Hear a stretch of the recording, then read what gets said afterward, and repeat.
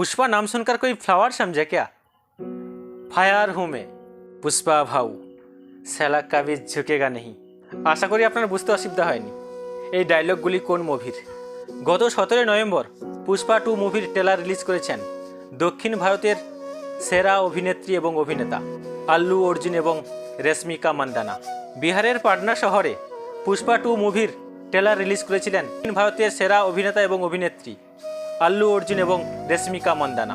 আর সেই trailer release হওয়ার পর থেকেই সারা ভারতবর্ষ তথা গোটা বিশ্ব পুষ্পা 2 মুভির জ্বরে থরথর করে কাঁপছে। যদিও এখনও পর্যন্ত পুষ্পা 2 মুভি রিলিজ হয়নি, অর্থাৎ মূল মুভি এখনও পর্যন্ত রিলিজ হয়নি, সবে তার ট্রেলার রিলিজ হয়েছে। আর সেই ট্রেলার রিলিজ হতেই একেবারে দর্শকদের মধ্যে চরম উন্মাদনা দেখা দিয়েছে।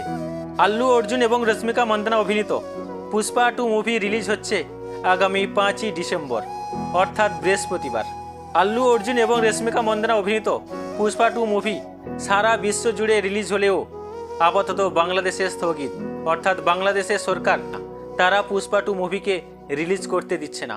এখনও পর্যন্ত জানা যায়নি যে বাংলাদেশে কবে পুষ্পা 2 মুভি রিলিজ হবে। আপাতত বাংলাদেশ সরকার কবি ঝুঁকেগা নেই পুষ্পার মুভির ডায়লগ অনুযায়ী বাংলাদেশ এখনও পর্যন্ত তারা পুষ্পা 2 মুভিকে রিলিজ করতে দিচ্ছে না। বিহারের পাটনাতে 17ই নভেম্বর পুষ্পা 2 মুভির ট্রেলার যখন রিলিজ হয় সেই সময় আল্লু অর্জুন এবং রেশমিকা মান্দানাকে দেখতে সারা ভারতবর্ষ জুড়ে বিভিন্ন প্রান্তের মানুষ সেখানে উপস্থিত হয়। তার জেরে একটা অশান্তি সৃষ্টি হয় কিংবা গণ্ডগোলের সৃষ্টি হয়, কারণ তারা এক নজরে কাছ থেকে দেখে নিতে চাইছিলেন তাদের প্রিয় অভিনেতা এবং অভিনেত্রীকে আল্লু অর্জুন এবং রেশমিকা মান্দানাকে। কিন্তু অনেকের কপালে তা জোটেনি, তার ফলে অনেকেই তারা বিশৃঙ্খলা সৃষ্টি করেছেন। পুলিশ পুরোপুরিভাবে সামাল দিতে হিমশিম খেয়ে গেছে। তাহলে ভাবুন, এখনও পর্যন্ত আল্লু অর্জুন এবং রেশমিকা মান্দানা অভিনীত দক্ষিণ ভারতের সেরা ছবি পুষ্পা 2 এখনও পর্যন্ত রিলিজ হয়নি, আর তার ট্রেলার রিলিজ করতে গিয়ে অভিনেতা এবং অভিনেত্রীকে হিমশিম খেতে হয়েছে। তাহলে ভাবুন, যদি পুরো ছায়াছবিটি রিলিজ করা হয় সেক্ষেত্রে কত কোটি টাকা ইনকাম করতে পারে এই আল্লু অর্জুন এবং রেশমিকা মান্দানা। আজ থেকে 2 বছর আগে যখন পুষ্পা মুভিটি রিলিজ হয়েছিল সেই মুভির সেরা ডায়লগ ছিল পুষ্পা ভাউ সালা কবি ঝুঁকেগা নেহি, কিংবা অপর একটি সেরা ডায়লগ পুষ্পা নাম শুনকার কই ফ্লাওয়ার সমঝা ক্যা, ফায়ার হুঁ मैं। এই দুটি ডায়লগে সারা বিশ্ব জর্জরিত ছিল। আর তার 2 বছর পরে আবারও পুষ্পা 2 মুভি রিলিজ হতে চলেছে 5ই ডিসেম্বর। পুষ্পা 2 মুভিতে অভিনয় করার জন্য দক্ষিণ ভারতের সেরা অভিনেতা আল্লু অর্জুন, যিনি পারিশ্রমিক নিচ্ছেন 300 কোটি টাকা, যেখানে এখনও পর্যন্ত বলিউডের কোনো নায়ক বা নায়িকা তারা একটি বই করার পেছনে এত কোটি টাকা নিতে পারে না।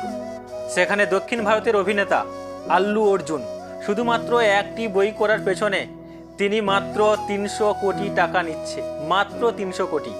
এবং রেশমিকা মান্দানা, যিনি আল্লু অর্জুনের থেকে অবশ্য কম টাকা নিচ্ছে। তবে দক্ষিণ ভারত তথা সারা বিশ্বের যে সমস্ত নায়িকারা তারা একটি বইয়ের পিছনে যত কোটি টাকা লাগে তার দ্বিগুণ টাকা কিন্তু রেশমিকা মান্দানা এই পুষ্পা 2 মুভির জন্য নিচ্ছে। পুষ্পা 2 মুভিটি 5টি ভাষায় রিলিজ হতে চলেছে, 5টি ভাষায় রিলিজ হবে। তামিল ভাষা তার মধ্যে অন্যতম, এবং বাংলা ভাষায়ও পুষ্পা 2 মুভি রিলিজ হচ্ছে, এবং সেই সঙ্গে হিন্দি ভাষা তো রয়েছে।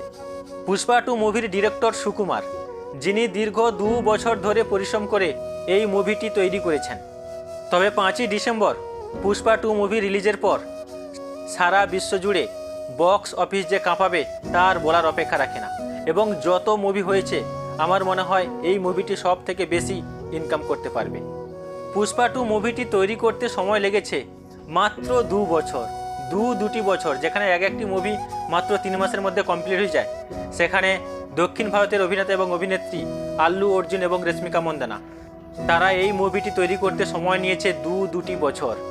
তাহলে ভাবুন এই মুভিটি কী ধরনের আসতে চলেছে, যেখানে 2 বছর ধরে নায়ক নায়িকারা পরিশ্রম করছে, আর তার সুবাদে দক্ষিণ ভারতের সেরা অভিনেতা আল্লু অর্জুন, যিনি একটি বইয়ের পিছনে মাত্র 300 কোটি টাকা পারিশ্রমিক হিসেবে নিচ্ছেন, মাত্র 300 কোটি টাকা।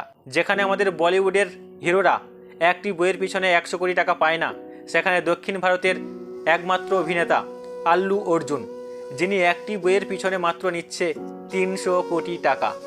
শুধুমাত্র পুষ্পা 2 মুভির ট্রেলার যখন রিলিজ করতে 17 নভেম্বর বিহারের পাটনা শহরে আল্লু অর্জুন এসেছিল, সেখানে সারা ভারতবর্ষের মানুষ তাকে একটিবারের জন্য কাছ থেকে দেখার জন্য সারা ভারতবর্ষের মানুষ সেখানে ভিড়ে ঠিক ঠিক করছিল।